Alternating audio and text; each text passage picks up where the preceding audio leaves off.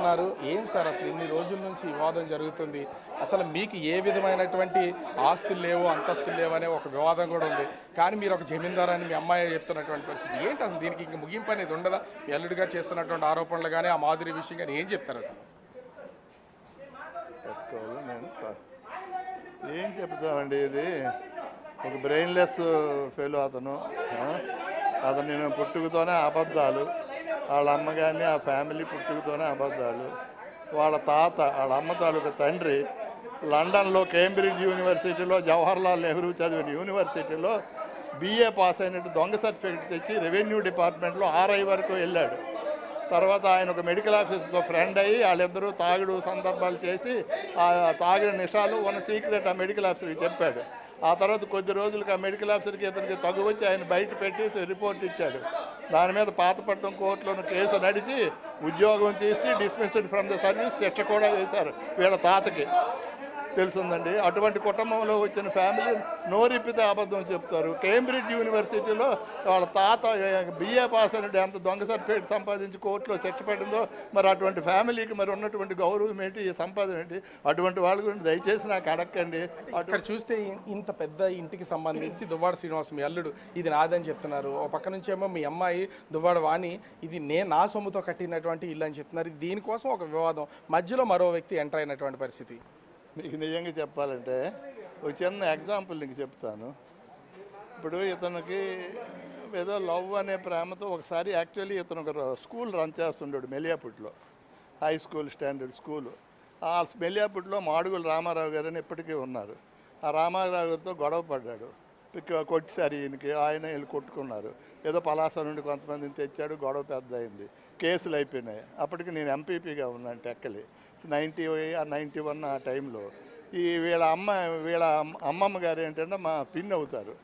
ఆవిడ మా పిన్నికి తీసుకొని వీళ్ళకి అమ్మమ్మ అవుతుంది నా దగ్గరికి వచ్చాడు. ఆ కేసుల్లో నాకు ఇన్వాల్వ్ చేశారని.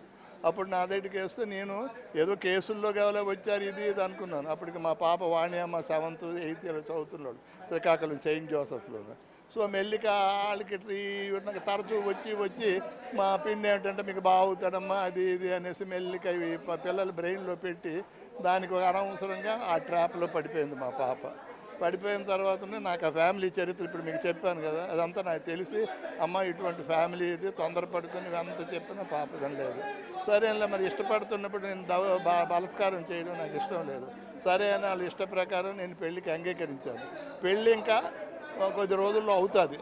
అయ్యేటప్పటికి ఇతను ఆ స్కూల్ తాలూకా పిల్లల్ని తీసుకొని వచ్చి అక్కడి నుండి ఆ స్కూలు పాతపట్నంకి షిఫ్ట్ చేశాడు. తర్వాత పాతపట్నం నుండి ఆ పిల్లల్ని తీసుకొని వచ్చి ఇప్పుడు ఆ అమర్నాథ్ లాడ్జీలో రూమ్ తీసుకున్నాడు, ఒక సింగిల్ రూమ్ తీసుకొని అందులో ఉంటూ పిల్లలకేమో టెక్కల్ జూనియర్ కాలేజీలో అక్కడ సెంటర్ అయితే ఆ సెంటర్లో స్కూల్ పిల్లలకి పరీక్షలకు తీసుకొని ఆ రూమ్లో ఉంటుండేవాడు. రూమ్లో ఉంటున్నప్పుడు అతనికి రూమ్ రెంట్ కూడా కట్టుకోవడానికి డబ్బులు లేవు, తిండికి కూడా డబ్బులు లేకుండా మా పాప చేత ఎలాంటి మెసేజ్ మాకు పెట్టించాడనంటే, అప్పుడు మెసేజ్ అంటే ఫోన్ మెసేజ్ కాదు, చెప్పాడనంటే శ్రీనుబాబుకేమో హోటల్ ఫుడ్ పడదమ్మా, మన ఇంటి దగ్గర ఉండే క్యారేజ్ పంపించండి అని మా పాప ప్రెజర్ ఇచ్చింది. మరి కాబోయే అల్లుడు కదా అని మా మిస్సెస్ కూడా మంచి భోజనం ఎన్నిళ్ళు పెట్టి పంపించింది. అలాగే అక్కడ ఉన్న వాళ్ళు పంపించిన తర్వాత రూమ్ ఖాళీ చేయడానికి డబ్బులు లేక ఒక లుంగి, ఒక టవలు, చిన్న సూట్ కేసు రూమ్లో వదిలేసి వెళ్ళిపోయాడు. ఆ రూమ్ ఓనర్కి ఏమి చెప్పాడు, నేను రాఘవరావు గారు కాబోయే అల్లుడును అది ఇదని. సో దానివల్ల వాళ్ళు ఎప్పటికీ ఖాళీ కావడం లేదు, మనిషి రావడం లేదు ఏమిటో అనేసి నాకేమో వచ్చి కలిసి అడిగారు. అడిగితే అప్పుడు నేను చెప్పాను, మా రాజారావు అని మాకు ఒక అసిస్టెంట్ ఉన్నాడు, అది చనిపోయాడండి. రాజారావు వెళ్ళి చూడు ఏంటో పరిస్థితి అని అంటే, తీరా చూస్తే ఖాళీ సూట్ కేసు, ఒక టవలు, ఒక లుంగి అక్కడ ఉన్నాయి. అట్లా ఉన్న వ్యక్తిని మీరు ఎలా అసలు అల్లుడిని చేసుకున్నారండి? వినండి చెప్తున్నాను. ఉన్నాయి.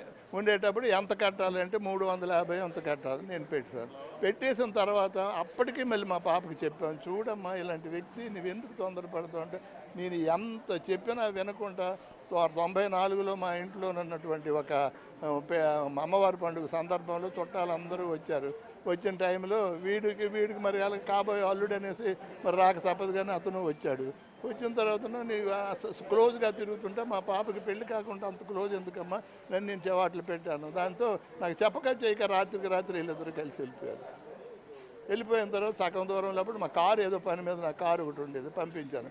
మా డ్రైవర్కి త్రోవలో కలిసి దట్టు ఇది నైట్ కలిసిన తర్వాత నడుచుకొని వెళ్ళడం చూసి మా డ్రైవర్ ఏమో ఎక్కడికి వెళ్ళాలంటే తీసుకెళ్ళి మెల్లేపట్లో డ్రాప్ చేశాడు, వచ్చేసాడు. తర్వాత నాకు ఈ విషయం తెలిసింది. మరి ఏంటి ఎంత శృతి పెంచింది, మరి ఏంటి, మరి తప్పదు పెళ్లి చేయక తప్పని పరిస్థితుల్లో నాకు ఇష్టం లేకపోయినా ఈ పెళ్ళి నేను చేయవలసినటువంటి పరిస్థితి.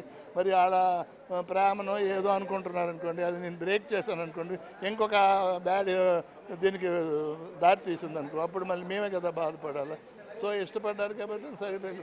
తర్వాత రాను మేమే డబ్బులు పెట్టి అక్కడ ఒక 2 ఎకరాలు కొనిస్తే ఆ 2 ఎకరాలు 75 లక్షలకి అమ్మేశాడు. పాతపట్నంలో జల్లాబలు చేశాడు. అలా క్వారీ అని ఒకటి ఉంది, నాకు తెలియకుండా నా వైఫ్ కొన్ని లక్షల రూపాయలు ఇచ్చింది. దానికి జేబులోని పర్లాకొండలో ఒక బ్రౌన్ ఐకాన్ బ్రౌన్ క్వారీ, నిజంగా క్వారీ బంగారం గనిలాంటి క్వారీ. అటువంటి కారు ఇస్తే దాని మీద దొంగ పెర్మిట్లు చేసి బ్లాక్ మెయిల్ చేసి అవి చేసి కొంప పెర్మిట్లు చేసి దొరికిపోయి ఆఖరికి ఆ క్వారీ సీజ్ అయిపోయింది. ఇతనికి 53 రోజులు బరంపురం జైల్లో ఉన్నాడు.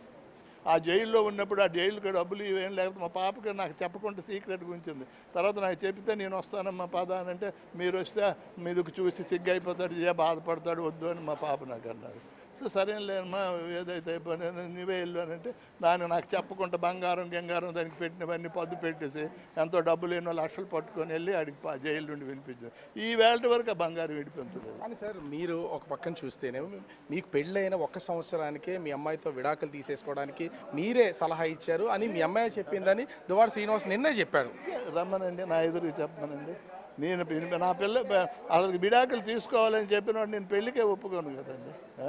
నేను ఎందుకు పెళ్ళికి ఒప్పుకుంటాను? ఆ స్థాయిలో ఉన్న వ్యక్తిని వాళ్ళు లవ్ చేసుకున్నారని ప్రేమలాగా మరి కనిపిస్తుంటే నాకు చెప్పక చేయక ఇంటి నుండి వెళ్ళిపోతుంటే తీసుకొని వెళ్ళిపోతుంటే, మందులో మనకు పెద్దంటి ఫ్యామిలీ కదా, మనకు అగౌరవం పాలవకూడదు, వీధి పడిపోకూడదు అనే ఉద్దేశంతో నేను వాళ్ళ పెళ్ళికి యాక్సెప్ట్ చేశాను. కానీ అలాగనేసి నేను పెళ్ళి అయిన తర్వాత మేము ఈక్వల్గా ఇవ్వాల్సిన గౌరవం అంతా ఇచ్చాం. మీరేమో పెళ్లి కాకముందు 350 రూపాయలు రూమ్ రెంట్ కట్టారని చెప్తున్నారు. ఇప్పుడేమో 8 కోట్ల రూపాయలు ఇంటి నేను ఇచ్చేసాను, ఇది నా ఆస్తి, కేవలం వీళ్ళ ఆస్తుల కోసమే ఇదంతా చేస్తున్నారని మీ అల్లుడు అంటున్నారు. ఎవరికి ఎక్కడ 8 కోట్ల విలువైన ఇంటిని టెక్కల్లోనే మీ అమ్మాయికి రాసిచ్చానని చెప్తున్నాడు మీ అల్లుడు. చూపించండి, రాసిచ్చాను, డాక్యుమెంట్ చూపించండి.